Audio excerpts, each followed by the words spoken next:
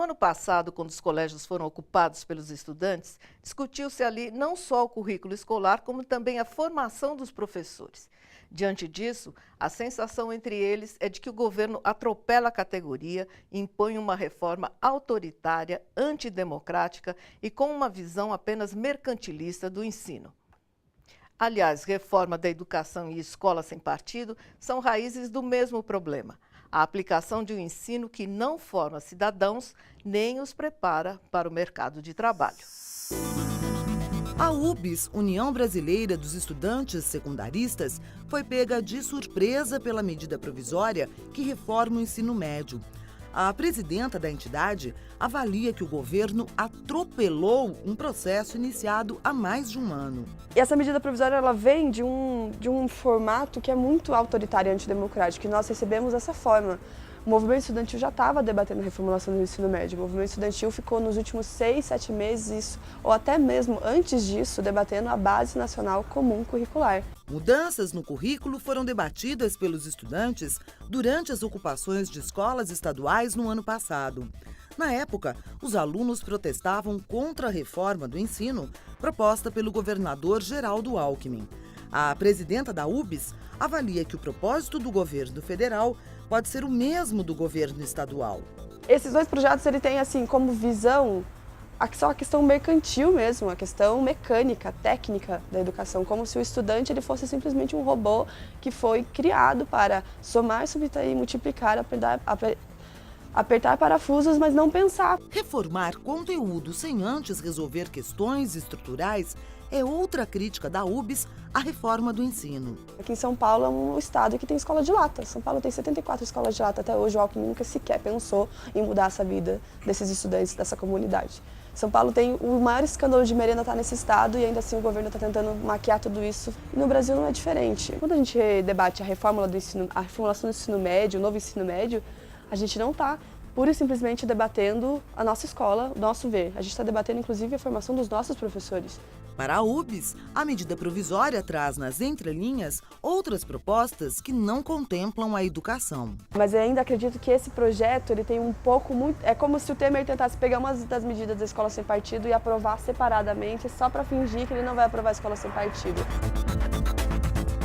A proposta de emenda à Constituição, que nasceu como 241, ao chegar ao Senado virou 55, mas continuou com o apelido de PEC do fim do mundo. Ela é uma das grandes apostas de Michel Temer. É o sinal que ele precisa dar ao mercado para mostrar que o golpe está indo no caminho certo. E não importa se por trás de tudo isso está o desmonte da Constituição Cidadã de 1988. Ao congelar os gastos do governo por 20 anos, a proposta também congela direitos fundamentais, garantidos pelos deputados constituintes em 1988. São as chamadas cláusulas pétreas, que não podem ser alteradas. A Constituição Brasileira de 88 também diz no artigo 60 que é proibida qualquer proposta de emenda constitucional tendente a limitar o exercício de direitos fundamentais. A PEC o que propõe é limitar o exercício de direitos fundamentais durante 20 anos. A PEC, de acordo com o professor, ignora que setores como saúde e educação têm um gasto mínimo anual previsto na Constituição de 88. É como se a parte transitória da Constituição pudesse anular, durante 20 anos, a validade do direito à educação, do direito à saúde, do direito à seguridade social, à moradia da população e, mais do que isso, anular o dever que o Estado tem, o poder público, né, o governo federal, estadual, o município, de implementar políticas públicas que cada vez mais assegurem mais e a mais pessoas esses direitos fundamentais da Constituição. Por trás da PEC está o discurso de que a Constituição de 88 não cabe no orçamento do Estado, né? E esse discurso visa justamente destruir a Constituição de 88. Então o que você está fazendo com a PEC 241, nesse sentido é estado de exceção também, é uma reforma constitucional, é praticamente uma nova constituinte, sendo que esses deputados não foram eleitos para uma Assembleia Nacional Constituinte com autorização de promover uma reforma ampla do texto da Constituição. Uma grande orquestração para desvalorizar a empresa e justificar a sua entrega para o capital estrangeiro. Essa é uma das teorias que envolve a Petrobras, que de quebrada, segundo a grande mídia, passou à ponta do ranking de empresas mais valorizadas do país. E o pré-sal, a nossa garantia de futuro com mais educação e saúde, em breve fará a alegria das potências internacionais.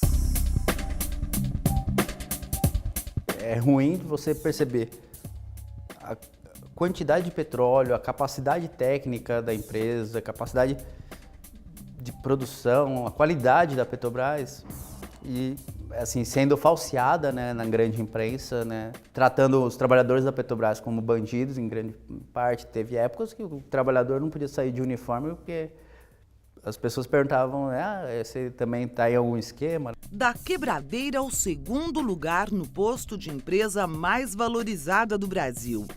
Em poucos meses, a Petrobras saiu do inferno e chegou ao paraíso, num voo acelerado, pilotado pelo nada modesto Michel Temer. E, indiretamente, deve-se a mim o prestígio que a Petrobras adquiriu nestes últimos anos. E um prestígio que não fica apenas na palavra, mas fica na avaliação estatística. Vejam que nestes últimos meses do ano, a Petrobras, que tinha um valor de mercado de 101 bilhões, passou a ter 240 bilhões, ou seja, aumentou 137% na sua cotação no mercado. A valorização relâmpago deve-se, basicamente, à diminuição da dívida da Petrobras, graças ao alto volume de recursos que entrou no caixa da companhia nos últimos meses. Dinheiro conseguido com a venda de grande parte do patrimônio da empresa. Na lista de transações concluídas ou aprovadas estão a venda de unidades na Argentina e no Chile, participação em blocos exploratórios, unidades de gasodutos e uma refinaria no Japão. Em negociação para a venda estão a Companhia Petroquímica de Pernambuco, terminais de gás natural, o campo de Baúna e parte do campo Tartaruga e a Liquigás Distribuidora. De negociação em negociação, a Petrobras perde sua principal característica e vantagem em relação a outras companhias do mundo. Ela deixa de operar da extração e refino do petróleo à venda dos seus subprodutos. E o Brasil, que havia conquistado independência em setores como o de fertilizantes, volta a depender de outros países. Então, quando se pretende desafogar a Petrobras, digamos assim, não exigir dela que participe de todos os projetos, nós queremos trazer os setores da iniciativa privada que possam participar, doutor Jorge, deste projeto e possam, portanto, gerar empregos. Para o Sindicato dos Petroleiros, a venda do patrimônio da Petrobras não garante os empregos atuais e nem a certeza da abertura de novas vagas. A expectativa é a piora nas condições de trabalho e desemprego. O meu futuro, enquanto profissional, está em risco, mas acho que o futuro, o que mais entristece é de saber que o futuro do Brasil, que era muito claro e concreto, com a Petrobras e o pré-sal, corre um risco muito sério, muito grande, no curto tempo, de virar só um sonho, né, que ficou no passado. O pré-sal tem de 180 a 270 bilhões de barris de petróleo de excelente qualidade. As reservas são apenas o que já foi encontrado. No fundo do mar, pode haver ainda mais. A Petrobras também tem tecnologia. Podia extrair com eficiência sem precisar da ajuda de ninguém. Mas sozinha, demoraria muito tempo. Por isso, em 2010, o governo decidiu pelo regime de partilha. Funcionaria assim: um parceiro se associa à empresa num campo de exploração, investe, mas quem opera o campo somos nós. E 30% de tudo que for produzido fica aqui. Possibilita também algo que é fantástico, que é o conteúdo nacional. Percentual das plataformas que vão operar no pré-sal tem que obrigatoriamente ser construídas aqui no nosso país, gerando emprego e renda para o nosso povo, desenvolvendo a nossa engenharia. Parte dos recursos do pré-sal tinha destino certo: saúde e educação. A chamada Lei da Partilha foi quebrada pelo novo governo. Junto com o petróleo, o Brasil está entregando tecnologia e conhecimento científico.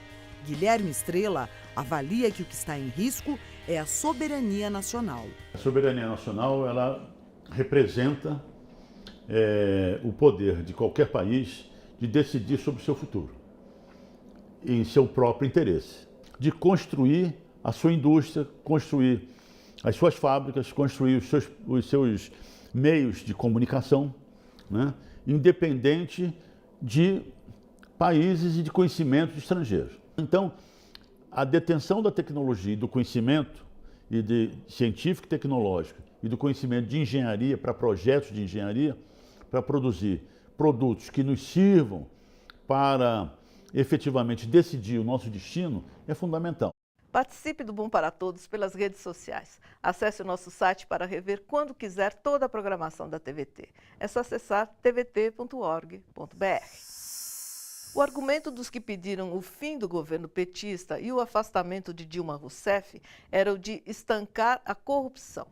Passados alguns meses, até os célebres procuradores da Lava Jato reconheceram que naquele governo não havia interferência nenhuma no combate aos desvios do dinheiro público. Mas o golpe seguiu em frente. Vários ministros de Temer foram afastados por corrupção. Um enredo macabro envolvendo a mídia hegemônica, a justiça e os políticos citados na operação comandada por Sérgio Moro leva o país para um poço sem fundo. E ainda há no horizonte a possibilidade de queda do governo Temer e eleições indiretas. Por tudo isso, 2016 é o ano que não acabou. Só nos resta crer que dias melhores virão ou lutar para que isso aconteça. Bom para Todos fica por aqui. Até a próxima.